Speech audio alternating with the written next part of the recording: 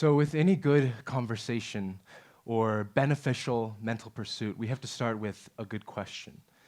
And that looks something like that which I don't have an answer for, but that I want to deal with. So the question I want us to think through right now together is, what am I lacking in my education? And in order to see where we are, it's important to take a step back and see how we got here. So if we look at the past century, we see a tremendous amount of change. We see wars that demand technological advancement like never before. We see competition like that with the Soviet Union, with the space race, that demands more scientific minds to be made. So with this background in mind, let's continue with our question. Last year, I taught in a middle school classroom for my senior project. My school required us to push ourselves outside of our comfort zones and take our education and apply it. So what I decided to do was teach English language in a middle school classroom using my love and passion and knowledge for Greek and Latin, which shapes so much of our language. In this classroom, there was a tendency that we all have when presented with a problem, which for them was a word they didn't understand. There was a want to take out our nice devices, our search engines, whatever it may be, and get a quick answer. The problem with these answers is, one, they were fleeting. The kid could have the exact definition given to them, and then moments later, it could disappear. The second problem is these answers would often be more confusing for the students. It could lead to more concepts or words they didn't understand. So what I started to have them do was to look at words in a new light. Rather than seeing them as a problem that they needed an answer for outside of themselves, I had them sit with what they had within. So they started to see words for their patterns. So, for example, we had a list like prediction, dictionary, diction, and dictator, all with the same root, dict, from the Latin, meaning to speak. And then they would put the puzzle together with the beginning and the end, the prefix and the suffix. So they began to see words in a different light and began to use what was within to see them. So we have these answers, and when we live in reliance on answers outside of ourselves, we run into serious problems. We face a climate politically that is extremely hateful, that is extremely full of cognitive dissonance and misunderstanding. What happens is when two different people inherent answers outside of themselves, whether it be from the politician who likes when you rely on their answer, or it be from a family member or a peer from the pressure.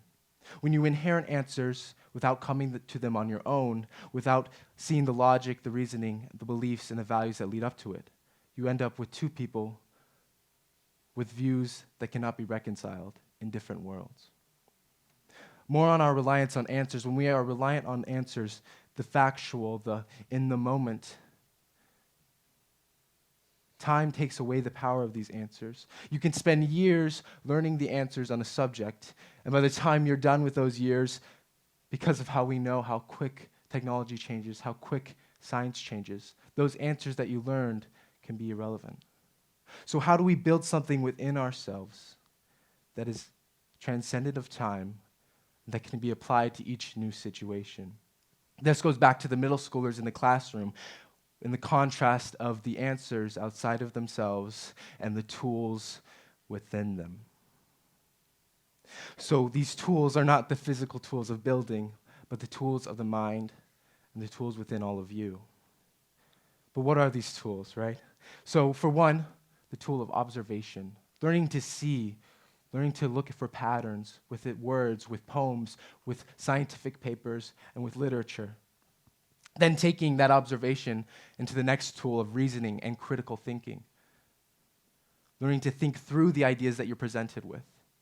And once you have that, you need the tool of communication through the thought, to the speech, to the written word, so that you can engage in dialogue and we can pull at each other's ideas to be made better. But how do we gain these tools and how do we sharpen them to be better? Well, we look at what persists through time. We look at the greatest minds, the greatest stories, the greatest works of art, and we begin to deal with them. And when looking at these minds, we don't just simply take them as answers, but we look at them and we learn to understand before we disagree, and we learn to critique before we agree. And so as we're building this up, we're building up these tools outside of time. I don't want to leave you with an answer today. That would be kind of hypocritical after what I said. But I want you to leave you with a question that begins your inquiry. So the question looks something like, what is your why? Why are you being educated? What do you want from your education? And who do you want to be because of it?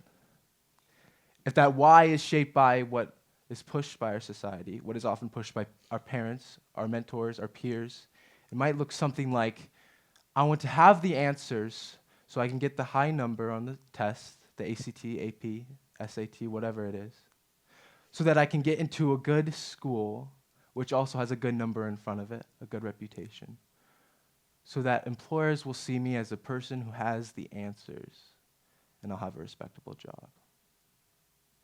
And a lot of us put our worth in that type of why. So I'd like to present a different type of why, and it looks something like, I want to be educated in a well-rounded way to engage with what life presents me, which life in its totality encompasses all subjects from art, history, science, math, philosophy, religion. I want to have the tools to grapple with the oncoming storms of life, rather being reliant on the answers that are outside of myself. So begin in the conversation. Begin with the questions. See where it takes you. We're in this together. Thank you.